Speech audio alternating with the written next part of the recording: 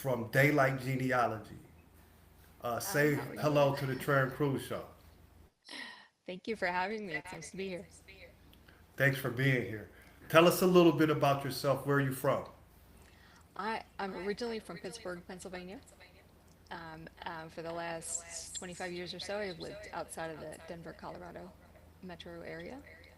Um, and I spent about 6 years in Washington, D.C. in the 90s before I moved here. Okay. What? When did you first find out your ancestors were enslavers? I confirmed it in the summer of 2020. It was Summer. the murder of George Floyd that caused me to actually find the confirmation. I think that in the back of my mind, I was slowly starting to put together that it was a possibility. But at that point, I got really interested in looking for the documents, looking for some kind of evidence. I found some, but I'm sure there's more. What more made you want to find out more about your family tree? Well, I've always been that person in the family that was interested in the pictures. And I would say to my mom, who's that person? Tell me that person's name. Or say to my dad, how are we related to those people again? I kept forgetting, so I kept asking the question more than once. But when my dad passed in 2017, it got to be a bit of an obsession. And now, what is it, 8 years later, I'm working as a professional genealogist. Wow, Yeah, that's amazing. yeah. Um, what did you find when you what are some things that stuck out to you? What did you find about the people who were enslavers and the people who were enslaved? Um, I've I've been unfortunately not able to find much information about the enslaved other than their names. I'm I'm lucky to find names, which that at least I can share, um, but have not yet found information that would shed any information on their lives. So unfortunately, that I don't have much to share about that right now, but that is part of what I'm continuing to do is to follow them forward in time to hopefully be able to have a bit of a narrative to describe who they were, how they lived, what area they were from, and um, hopefully details about family members if they got separated from each other and things like that. The enslavers, it's really interesting when you look in records and you see, for instance, your enslaver ancestor in listed in a slave schedule and how many humans he had enslaved at that time. Um, but it doesn't give you much information other than that. It might say he's a farmer or he's a planter or things like that. But I recently found one that it said he was an agent, and I didn't know what agent meant until I found him in the same census multiple times, and I realized he was renting out enslaved people. Mm. He was providing labor for other white people. Um, and that was something new I learned. Um, I didn't realize that that was a job or something that would appear on a census. Um, so I continue to get surprised about what I find and learn more about the system itself, how it was structured, what people were called, what roles they played. Um, I do expect at some point to find an ancestor who was involved in trade, the transatlantic trade, but I've yet to find that. But I think I will. Wow. Yeah, Oh, it's a lot. why do you well, what is reparative genealogy? So the type of genealogy I do is reparative genealogy, finding this information out about my ancestors is part of it. I'm focusing on them to understand whether or not they enslaved anyone. And to your point, I'm finding out details about exactly what kinds of roles they played in that. And then when I find the names of enslaved people, I'm helping as part of the volunteer team to rebuild the family tree of the enslaved.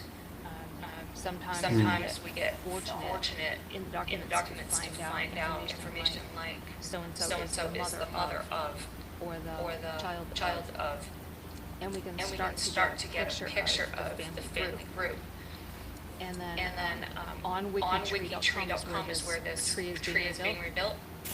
And so I work to get the information over there and have it sourced, and it's all free. It's not behind paywalls.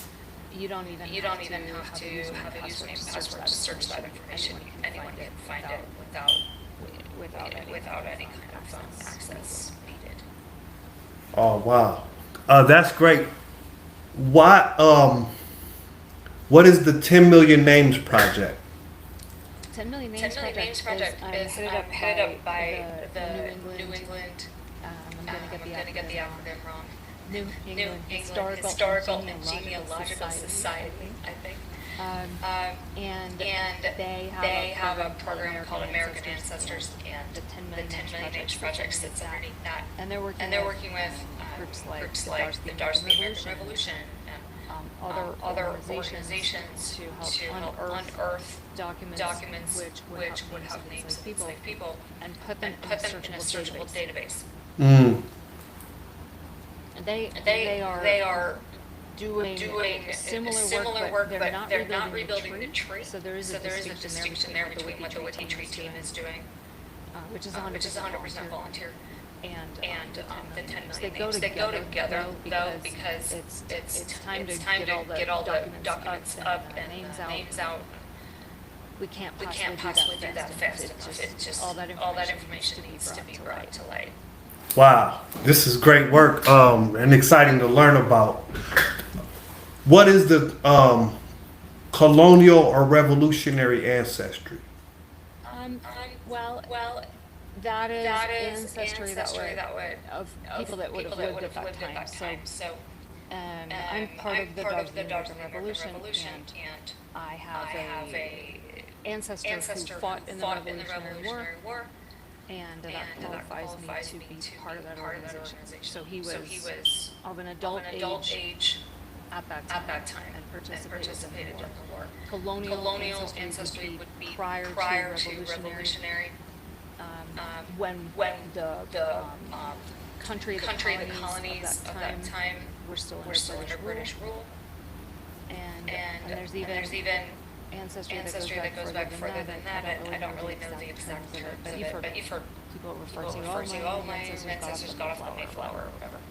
Wow. There's a society for anything in this country. And so I the type of work that I do, I specialize in working with people who know that they or suspect maybe that they have ancestry that is either colonial or revolutionary. That's from about 1600 to 1776, 1783, by the end of the war. I haven't really done anything prior to 1600, so I sort of focused on those 2 centuries. Oh, that's great. Why do you think it's important for people, white people and black people from this era, or why do you think it's important for people whose ancestors were enslavers to find out that information? Well, I think there's two reasons. One is because their family records could hold the information of other people's family members. So when I found the names of enslaved people and my revolutionary ancestors' will, that was 16 people, I think, and those are somebody's family members. Those aren't my family members. But in my fifth great grandfather's will seems to be the only place where those names exist. at least Wow. that I've found so far. So I feel like it's my responsibility to do that. Um, I feel that everyone deserves to know who their ancestors are, and a lot of the puzzle pieces are kind of in these obscure places like wills because Ab- of the system of enslavement. So that's the first thing. And then the second thing is knowing that about my ancestors makes me better able to understand my role in the larger environment when it comes to anti-racism or conversations about race, conversations about genealogy conversations. I just now I know something I didn't know before. I'm not speaking out of ignorance as I was prior to learning this. Mm. So it's education for me. I need to understand my past as deeply as I can. And what I discovered was that there was a lot about my family lines that I knew, but only on certain lines. Other lines totally didn't know anything. Wow. Was never passed down to me. I don't know why. But the more I understand about my family, the more I understand myself and where it comes from. With and I think I seen that you offer reparative service to African Americans also. I do. A reparative genealogist reserves a portion of their practice for pro bono work for the black community. It is not necessarily a set amount. In other words, there are some reparative genealogists I know who 100% of their practice is pro bono work. And they're able to do that for whatever reason. I'm not yet at that point. I am looking to have this be what I do to pay my own bills. So in that way, I'm still looking to get enough paying clients to have that taken care of. And the rest can be pro bono. But I'm still in that process of growing the paying side of my business. I'm currently full with pro bono clients to the extent that I can do pro bono work right now. But I expect that ratio will shift as I'm able to make more income. If people want to get in touch with you, if there's people who want to do genealogy or they want to, how should they go about doing that?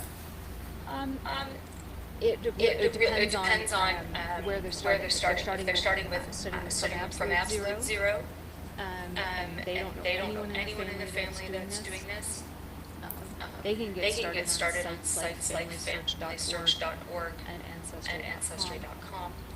Family search is 100% free. You do have to create a username and password, an account to be able to search their records, but they have a lot of free records. And what the first thing I would do when you get in either one of those sites is to search for all four of your grandparent names, if you know their full name. And at least the date that they died, if they've passed, or their birth date if they are alive. But their full name like at birth. And you may find other trees, other cousins who are working on those trees. So you may not have to start from scratch. I would do some searching before you start. Now, if the person in question is why and wanting to look back further, they'll find an easier time with finding records and things on family search because white people were more documented and almost exclusively, especially when you get into the era of slavery, you get past 1870 and you keep going back in time. The only black people that you would find in records during that time were free black people, which are about 10% of the population. So if the person in question is black or African American, they will get to 1870, and then they will have a challenge. And if they came from free black people, they will continue to find records, but the majority will have a challenge and will have to piece together the picture of their family in 1870 and use that to go back in time, and most likely they have to research the enslavers' family to keep track of their Why ancestors. why does it get so hard around 1870?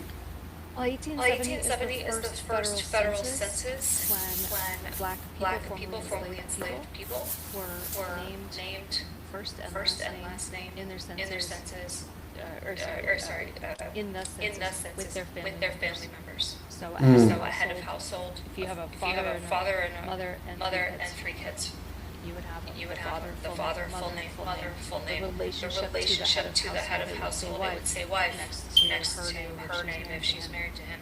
The three kids, full names, ages, relationship to the head of household, it would say daughter, or it would say son, or it would say niece or nephew if they're living with an uncle and an aunt. That's the first census where that appears. Wow. Go to 1860.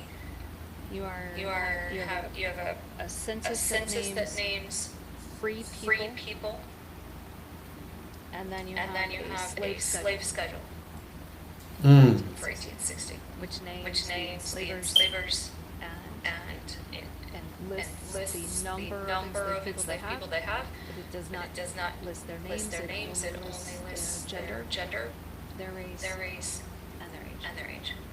Wow. Okay. Yeah. That's so. It's hard to kind of. Yeah. So how do people find out more about their family if once you get past 1870? Well, the method that is widely used is called the FAN method. FAN. You research the friends, the associates, and the neighbors of the questioned family in question. So if you've got them in 1870 and you're looking to move back in time, you want to study that 1870 neighborhood where they lived. Hmm. So you have the page in the census that they're on. You want to study that. Okay. Get familiar with those names. Get familiar with the family structures. And then go to the page before and the page after. Do the same. You could go even one more page back, one more page forward. What you want to understand is who's there, and is there any common last names, for example? Because then you might have siblings and their families living in the same neighborhood. Next door, you might have across the street. It's you need to understand that, and then you can proceed into the Freedmen's records. Okay. Freedmen's Bank was created after emancipation to assist newly freed people. And you may find those names listed in the Freedmen's Bank records. And I'm blanking on it at the moment, but Freedmen's Bank had several different types of records. Freedmen's records or several bank is one of them. But you need to have all that family in that neighborhood sort of understood. Right? You might also keep going back to that 1870 family. There might be church records. Hmm. What church do they belong to? Right? How young are some of those kids in 1870? Are they under the age of 5? Would the church have maybe baptism records when those babies were born? Those types of things. You want to look for who witnessed the baptism. Who signed? And then wonder who's that person. Is that somebody? Is that a brother-in-law? Is that a grandparent? Is that a godparent? Is that a cousin? You want to take note of absolutely everything. And you want to do that for as many of those people as you can do. It's a very complex process, but that is how you have to do it when you're working from present day going back in time. Now, from Now, the other from side the of other the side of the equation, equation, if I'm if I'm working working on on following following enslaved enslaved people people forward in in time, time, once I once find I them find from them an from an enslaver's will, for enslaver's will, for example, example, I'm trying I'm to trying to track them track them forward and forward, trying to figure out, did did they stay they with the stay same with the same enslaver the whole enslaver the time? whole time? Or were Or were they they willed willed to to relative? relative? Did Did they they move with move with a a daughter when daughter she when got she got married married Hmm. and then and then became became the the property of her new new husband? husband? And then And then what did they, what, how long did how they long live? did they live? Did they die Did they there? die there? Did Did they they get get sold? sold? It's It's all complicated complicated and and hard to, hard to, it's hard to it's track hard to with, track, it's just hard it's just to hard be to with. be with. Um, Um, the hope the then hope then is to be is to be able able to to track those individuals to to 1865 1865 so that so that when someone is researching from present present day, the answer the answer they're looking for kind is of kind of right there for them. because Mm. we've already We've tracked tracked those those people. people. We've already We've already done the work to track them for perhaps 50 years, 80 years, 80 years, depending. depending. Which then Which gives then them gives them the path path backward in time already already laid laid out. out. Yes. If wow, that's incredible. That's great to know. In if anyone wants to get in, well, my last question is: I met you at a genealogy. I met you at a reparations conference, and Yes. the reparations movement is picking up steam in the United States. Why is genealogy so important to the reparations movement? I think genealogy in particular uh, demonstrates how connected we really are. Hmm. Black people to white people. It, there's never been a way to prevent um, that. You know what I mean? I think we like to think we're isolated, and culturally we're very different. But But genealogy shows very very plainly plainly how how intertwined our lives always always have have been. been. It may It have may been have been through something really awful, really awful like like slavery. It might It might also have been through through loving loving relationships that that were were forbidden, forbidden, and there might be biological connections. I mean, I did my DNA test. I have cousins that are black. I don't. Wow. I don't know them. But I have reached out to them to say, if you are looking for your ancestors, I will do what I can to be helpful. I have no idea how we're connected. It's up to us to figure that out.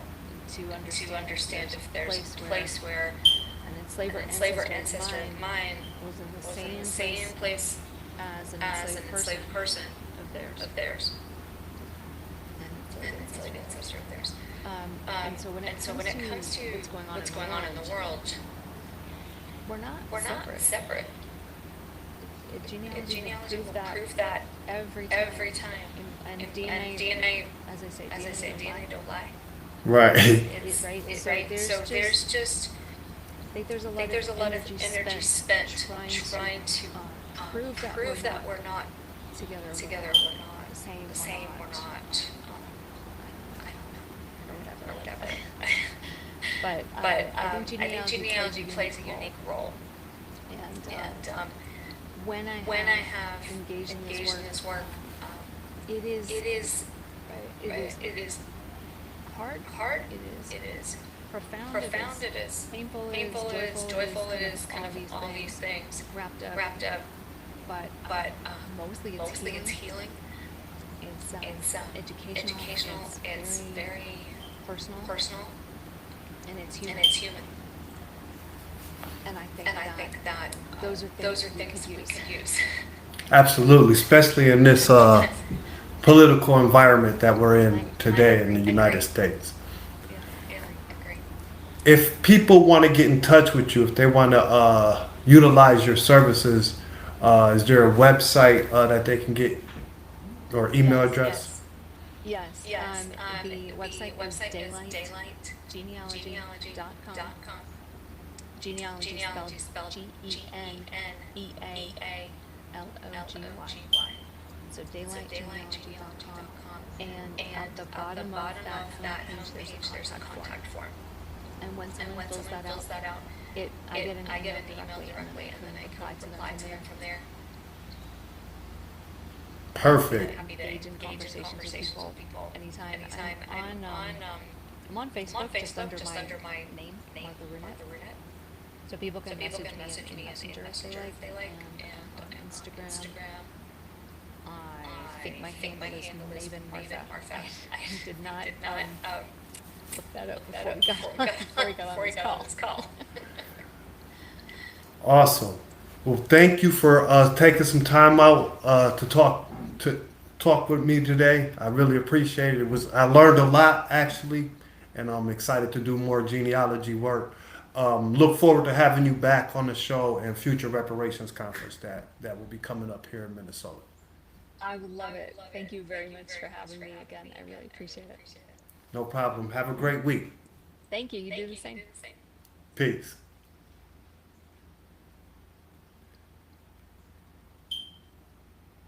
And thank you all for tuning in to another edition of the Trahern Cruise Show. This episode will be rebroadcasted on www.blacktvs.com or Black Watch Television on your Roku channel. Have a great week. Peace.